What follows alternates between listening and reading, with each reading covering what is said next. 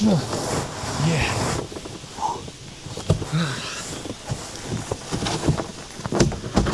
Yeah.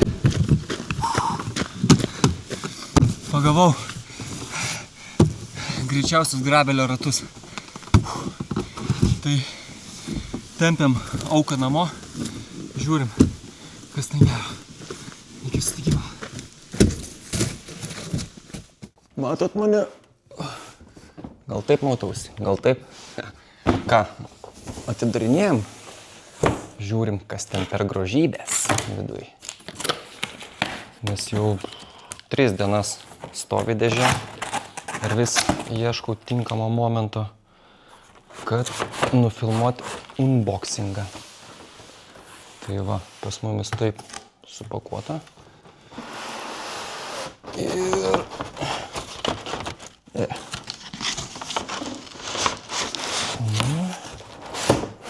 Spėjom, čia priekinis ar galinis? Aš sakau, kad priekinis. Ir išsitraukiam dar kitą.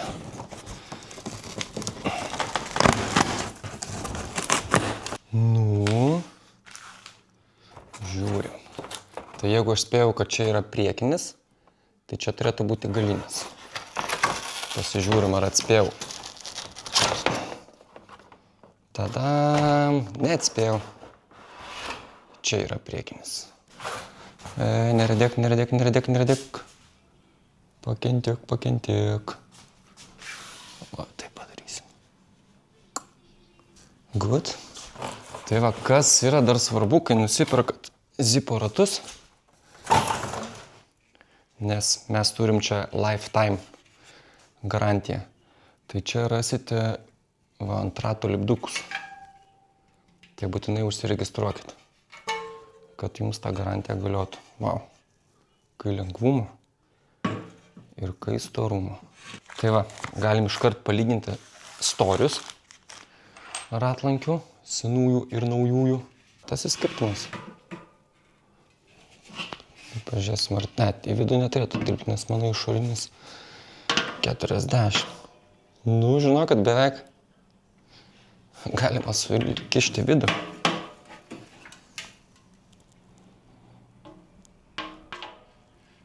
Neblogai. Aišku, tie, kurie mane sekat ir klausot, ką aš sakau, tai jums iš tikrųjų turėtų būti keista, kodėl aš pirkau naujus ratus, turėdamas tikrai rinkoje vienus plačiausių ratų. Turbūt iki Zipų Explorerių tai buvo patys plačiausi ratai. Tai čia yra 3T diskus Cam 5 ir jų vidinis yra 29, išorinis 40, profilis 45. Čia mes turim profilį PEM 4, man atrodos, vidinis 32, o išorinis irgi 40. Tai kodėl aš pirkau kitus ratus? Tai tam buvo kelios priežastys, tai išvaizda. Nu nežinau, man Zipo ratai šitie, wow. Ypač SV versija, kad patys logotipai tokie biški santūresni, gan metal tokios spalvos, pilki, plius ta tokia tekstūra, tokia golfo kamuoliuko. Dar vienas dalykas, tai plotis vidinis. Pabandę šitos ratlankius su vidiniu 29 mm, nu žinau, kad norisi dar tik plačiau. Dar viena priežastis, ką matau, tai profilyje yra skylutės. Nes mane taip erzindavo tie 3T ratlankiai, kad juose nėra skylučių. Tai užknisdavo juodai, per kokią balą pravažiuoja ir žinai, kad ten yra vandens ratlankyje dabar. Dar vienas dalykas. Ant mano šitų 3T ratlankių yra guolių prilaudo veržlės. Žodžiu, gali pats reguliuotis guolius. Tai čia kai pradėjau domėtis, kodėl man vienas guolis vis... Oi, prasivariau kažkur tai. Kodėl vienas guolis vis išsiplauna ir surdyja. Tai žodžiu, ChatGPT pasakė, kad šitie ratlankiai reikalauja labai dėmesio dažno aptarnavimo. Ir realiai tos guolius ten, man atrodo, kas 100 km reikia tikrinti ir daveržinėti. Nes jeigu nedaveržė ir yra klibėjimas, tai iš karto tas sriegis veikia kaip pompytė. Ir jeigu važiuoji per kažkokį drėgną orą arba šiaip nusiplovai dviratį ir važiuoji toliau per nelygumus, ir tas sriegis kaip pompytė traukia į vidų tada visą drėgmę. Ir čia vat viena iš tokių priežasčių taip pat. Nu, ir dar viena, tai gyvenam vieną kartą, tai kodėl nepabandžius kažko gero. Sako, greičiausiai ratai. Graveliu. Pažiūrėsim. O šiaip kertinis buvo momentas, kai aš su dirbtiniu intelektu, šiaip dėl padangų pločio, labai norėjau su juo pasitarti, nes šiuo metu pas mane yra Tufo Tandero 48 mm ir jos ant 3T ratlankių su 29 mm vidiniu stovėdavo 50 pločio. Tai buvo įdomu, kaip su šitais ratais stovės ir ar nebus per daug. Ir galbūt aš galiu su kokiam 44 mm pasiekti panašų rezultatą, kurį turėjau ant 3T ratlankių. Tai žodžiu, tariausi čia su dirbtiniu intelektu ir kai jisai man parašė, toj pacituosiu. Va.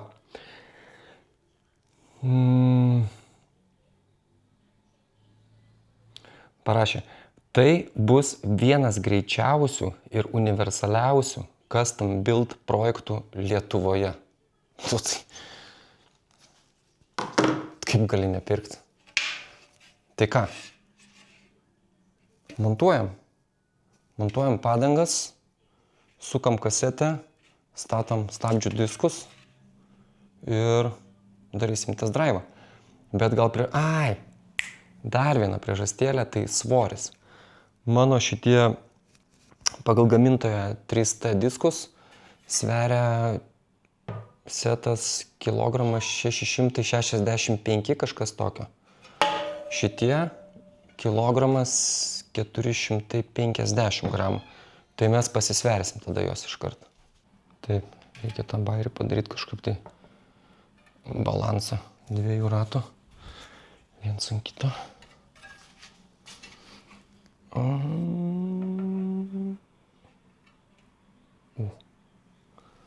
Nu ką, kaip ir deklaruoja, kilogramas 455 gramai. Čia jau su ventiliais. Ai, nu ant šitų aš irgi esu palikęs ventilius. Gerai. Taip, sveriam 3T.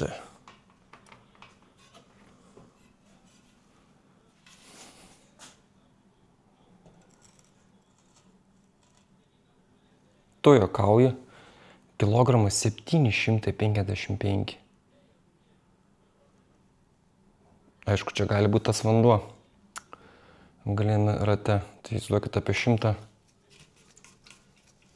apie 100 mililitrų vandens.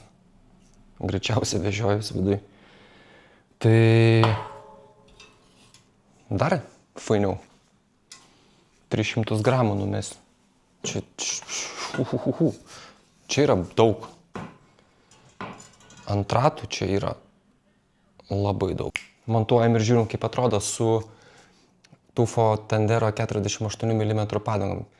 Šiaip pagal skaičiavimus turėtų būti išorinis apie PM1, PM2. Tai labai didelio skirtumo nuo dabartinių nebus.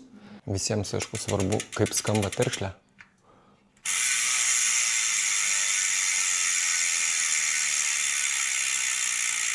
Nu, tai dusliai.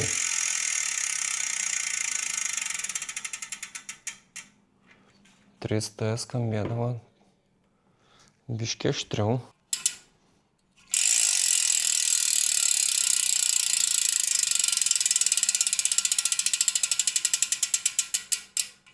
Aišku, aš čia tepalą esu išsivalęs ir sutepęs su skistu tepaliuku, tai dėl to mes ir turim tokį aštrų garsą.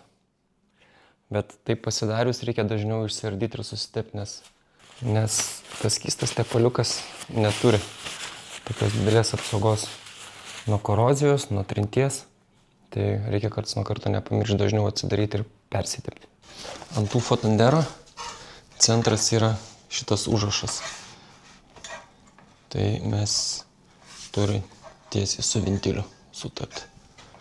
Tada būsite profesionalus dviračio padangų montuotojai.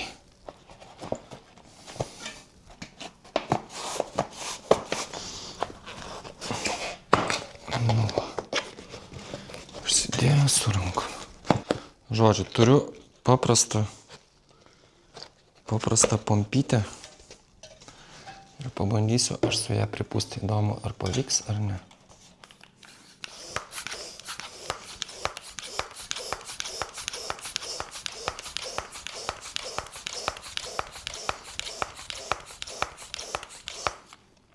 Ne, kažkur tai išeina.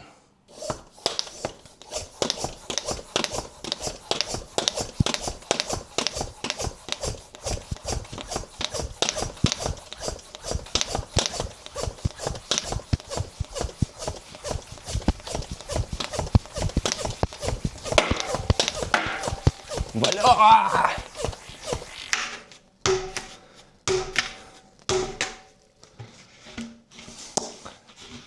Nu ir kaip? Balionėlis. Nu ir ne taip baisiai, tas Kem 8 padangos atrodo. Nes aš žinau, kad bus jos labai užsižerbusios.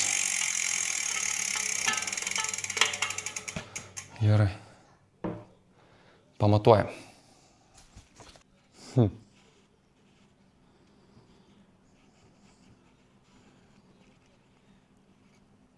Tas pats 50. Tai galim daryti prielaidą, kad nelabai jau tas tūfo plečiasi daugiau. Greičiausiai.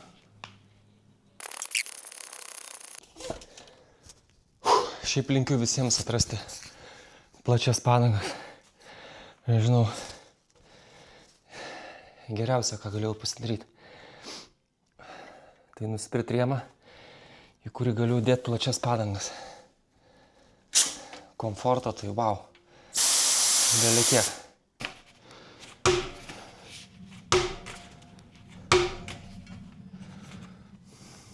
Nu, tikiuosi,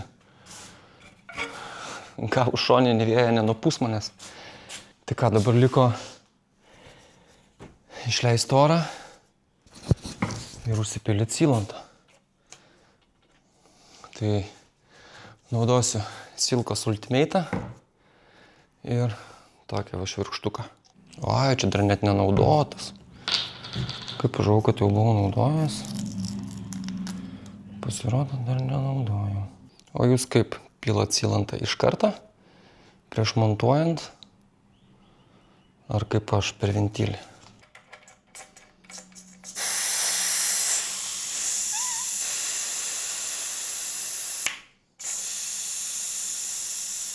Tai dabar ventilį, pagal mane tai statom kas 5 valandą, jums žiūrint iš anos pusės tai kas 7 ir pilam.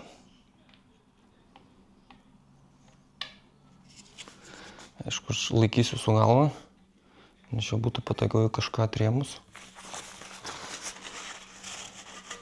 Prisidengiam biškį, jeigu pratekėtų, tai bent jau neatratlankį.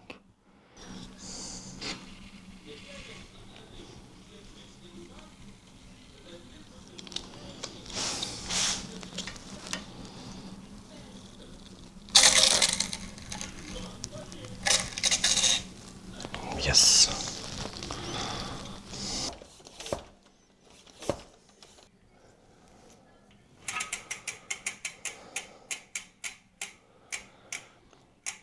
Šiaip jeigu turit problemų su oro lykinimu, kai pasidarė tublės, tai žiūrėjau tokį vieną kanalą, kad padeda nakčiai palikti va tai va. Pavirst ant šono ratą. Vieną naktį vieną pusę, kitą. Nežinau, man kol kas problemų didelių nebuvo. Bet kam buvo problemų, tai sakė padeda. Tiesiog, o tai va, paguldai ratą tiesiai. Ir nežinau, tas įlantas gal tenais kažkur tai suvaikščioja geriau. Tai ką, užsidedam kasetę, dedam ant dviračio ir darysim test drive'ą. Kiek šitie 300 gramų lengvesni ratai man pagelbės važiuoti greičiau. Smagiau. Labai nekantrauju išbandyti. Tai viskas. Dedam ratus ir testuojam. Artimiausias išvažiavimas laukia Graveliumbas, o po to Baby Bike. Iki.